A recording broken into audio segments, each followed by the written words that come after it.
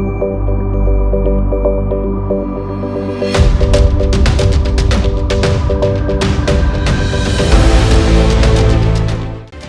The angle में आपका स्वागत है। मैं हूं आपके साथ दीपाली माथुर। बुलेटिन की शुरुआत करते हैं हेडलाइंस के साथ।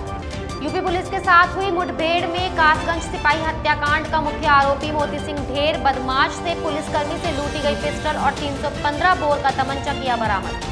महाराष्ट्र के गृह मंत्री अनिल देशमुख का सनसनीखेज बयान। बीजेपी के एक पदाधिकारी पर फर्जी दस्तावेजों के साथ भारत में रहने का लगाया आरोप। दिल्ली में बीजेपी के राष्ट्रीय पदाधिकारियों की बैठक जारी। राष्ट्रीय उपाध्यक्ष वसुंधरा राजे भी बैठक में हुई शामिल। बीजेपी नेता उदयलाल डांगी का दिवंगत कांग्रेस विधायक गजेंद्र सिंह शेखावत को लेकर विवादित बयान। बवाल मचने के बाद मांगी माफी। कासगंज सिपाही हत्याकांड का मुख्य आरोपी और 1 लाख का इनामी बदमाश मोती सिंह यूपी पुलिस के साथ हुई मुठभेड़ में मारा गया। कासगंज पुलिस अधीक्षक मनोज कुमार सोनकर ने बताया कि 1 लाख रुपए के इनामी मोती की गिरफ्तारी के लिए पुलिस की 6 टीमें गठित की गई थी।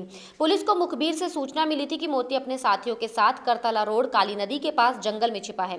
पुलिस टीम ने बदमाशों की घेराबंदी की तो बदमाशों ने फायरिंग शुरू कर दी। इस पर जवाबी फायरिंग में नगला धीमर थाना सिडपुरा निवासी मोती को गोली लगी और वह घायल हो गया। घायल मोती को पुलिस वाहन में इलाज के लिए प्राथमिक स्वास्थ्य केंद्र सिडपुरा ले जा रहे थे, जहां से जिला अस्पताल कासगंज रेफर कर दिया गया और वहां चिकित्सकों ने इलाज के दौरान उसे मृत घोषित कर दिया। बदमाश के पास से पुलिसकर्मी से लूटी गई सरकारी पिस्टल, खोखा, कारतूस और 315 बोर का एक तमंचा बरामद किया गया है। बदमाश के शव का पंचायतनामा भरवाकर पोस्टमार्टम के लिए भेज दिया गया है। हाल ही में भाजपा में शामिल हुए मेट्रोमैन ई श्रीधरन ने जबरन धर्मांतरण को गलत बताया है। उन्होंने कहा, मैं जबरन धर्मांतरण के खिलाफ हूं क्योंकि मैंने केरल में देखा है कि शादी के लिए कई हिंदू लड़कियों को बरगलाया जा रहा है। एक इंटरव्यू के दौरान उन्होंने ये बात कही। श्रीधरन ने कहा कि जबरन धर्मांतरण, हाँ, मैं देख रहा हूं कि केरल में क्या हो रहा है। शादी के लिए हिंदू लड़कियों को किस तरह से बरगलाया जा रहा है और वे किस तरह जबरन धर्मांतरण से पीड़ित हैं। न केवल हिंदू बल्कि मुस्लिम, ईसाई लड़कियों को भी शादी के लिए धोखा दिया जा रहा है। उन्होंने कहा, मैं निश्चित रूप से जबरन धर्मांतरण का विरोध करूंगा। श्रीधरन का बयान ऐसे समय आया है जब जबरन धर्मांतरण को लेकर भाजपा शासित राज्यों में ये शब्द चर्चा में है। उत्तर प्रदेश, मध्य प्रदेश समेत कई राज्यों में इसके खिलाफ कानून बनाया गया है। टीएमसी सांसद अभिषेक बनर्जी ने भाजपा के दोहरे इंजन वाली सरकार के नारे की आलोचना की है। उन्होंने आरोप लगाया कि भगवा दल सार्वजनिक धन हड़पने के लिए ये व्यवस्था चाहता है। सांसद बनर्जी ने यह भी दावा किया कि ये नारा इस बात को भी साबित करता है कि केंद्र में भाजपा के नेतृत्व वाली सरकार पश्चिम बंगाल की मदद नहीं कर रही है क्योंकि वे राज्य में सत्ता में नहीं है। अभिषेक बनर्जी ने उत्तर बंगाल के जलपाईगुड़ी जिले के नगराकटा में एक रैली में कहा कि भाजपा कह रही है कि वे राज्य में दोहरे इंजन वाली सरकार चाहती है। वे राज्य में दोहरे इंजन वाली सरकार क्यों चाहती है? ताकि वे आम जन का धन लूट सके और बच निकले।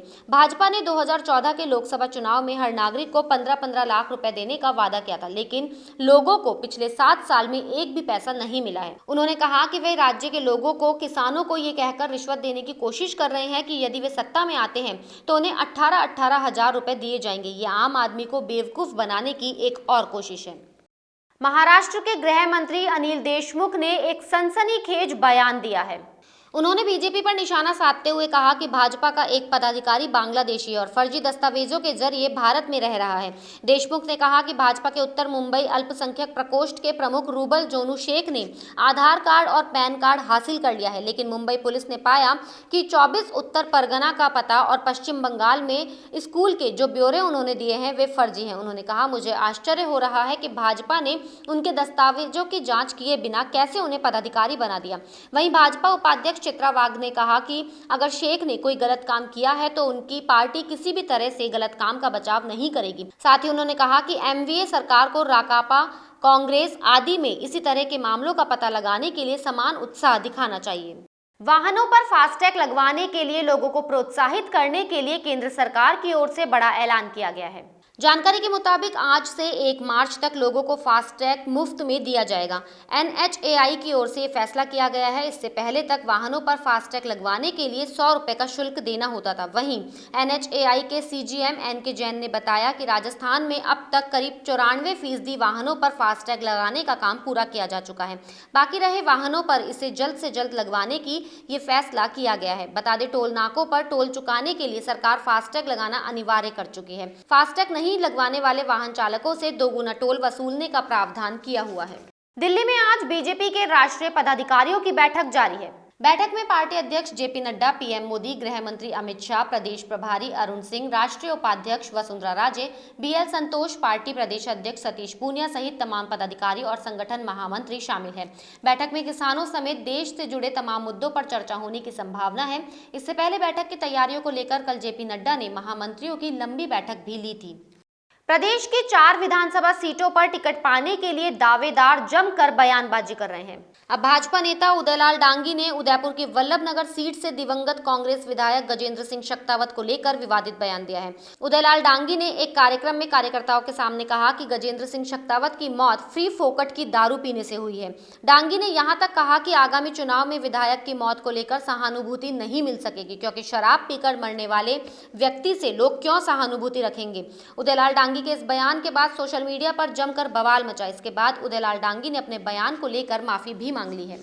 भाजपा प्रदेश अध्यक्ष सतीश पूनिया ने मुख्यमंत्री अशोक गहलोत को पत्र लिखा है। इसमें उन्होंने पौंडरिक उद्यान में प्रस्तावित अंडरग्राउंड पार्किंग और सामुदायिक भवन के निर्माण को रोकने की मांग की है। पूनिया ने लिखा कि पौंडरिक उद्यान जयपुर की विरासत से जुड़ा हुआ है, परंतु इन दिनों ये उद्यान उजड़ने की कगार पर है। विकास के नाम पर उद्यान में अंडरग्राउंड पार्किंग एवं सामुदायिक भवन के निर्माण की कार्रवाई की जा रही है, जिसके लिए यहाँ पर लगे पेड़ पौधों एवं उद्यान को उजाड़ा जा रहा है। पौंडरिक उद्यान में पार्किंग और सामुदायिक भवन के निर्माण की कार्रवाई से जनमानस में भारी आक्रोश है और बड़ी संख्या में महिलाओं, बच्चों एवं बुजुर्गों द्वारा इस पर कड़ा विरोध जताया जा रहा है। इस उद्यान के समीप ही चौगान स्टेडियम में पार्किंग की सुविधा भी उपलब्ध है, फिर यहाँ पार्किंग के निर्माण का कोई औचित्य प्रतीत नहीं होता है। इसलिए मुख्यमंत्री से दिशा निर्देश देकर काम को रुकवाया जाए। जानी मानी कालबेलिया नृत्यांगना गुलाबो सपेरा संस्कृति और परंपरा को युवा पीढ़ी को सौंपना चाहती है। उनकी पुष्कर में नृत्य अकादमी शुरू करने की योजना है। वर्चुअली आयोजित हो रहे जयपुर लिटरेचर फेस्टिवल के दौरान उन्होंने ये बात कही। उन्होंने कहा, ये मेरा सपना है कि हर घर में एक गुलाबो हो। मैं नृत्य जारी रखना चाहती हूँ और इस कला को युवा पीढ़ी को सिखाना चाहती हूँ। मेरी पुष्कर में नृत्य अकादमी खोलने की योजना है और मेरे विद्यार्थियों को विश्व की यात्रा पर ले जाना चाहती हूँ। पद्मश्री से सम्मानित गुलाबो ने कहा कि उनकी अकादमी लोक संस्कृति को जिंदा रखने के लिए हस्तशिल्प व पारंपरिक वाद्य यंत्रों का प्रदर्शन भी करेगी। वहीं सेशन के दौरान गुलाबो ने कोरोना महामारी के 1 साल को कलाकारों के लिए कठिन दौर बताया और कहा कि उनके लिए काम पाना मुश्किल हो गया था।